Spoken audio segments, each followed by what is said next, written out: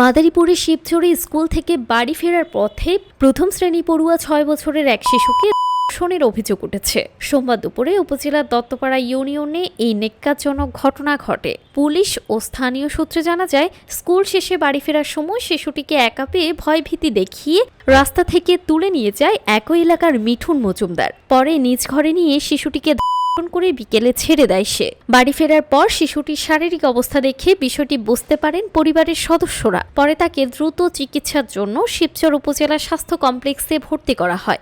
বান্নাতলা স্কুলে থেকে আসাদ আছে ওর বাড়ির সঙ্গে, তখন আর কি ওই ধরে নিয়ে গেছে, নিয়ে আর কি ঘরের দরজা নিয়ে আটকে গেছে। তখন তো এমনি ডরের জ্বালা গেছে না, মেয়ের এমন নরম।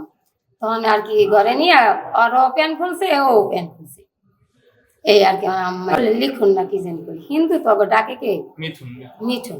এদিকে ঘটনাটি জানাজানি হলে বিক্ষুব্ধ এলাকাবাসী অভিযুক্ত মিঠুন মজুমদারকে ধরে গণধোলাই দেয়। খবর পেয়ে পুলিশ ঘটনাস্থলে পৌঁছে তাকে জনরস থেকে উদ্ধার করে আটক করে। শিবচর থানার ওসি মোহাম্মদ শফিকুল ইসলাম জানান, এই ঘটনায় ভুক্তভোগী পরিবারের পক্ষ থেকে মামলা দায়ের করা হয়েছে এবং অভিযুক্তকে আদালতে পাঠানো হয়েছে।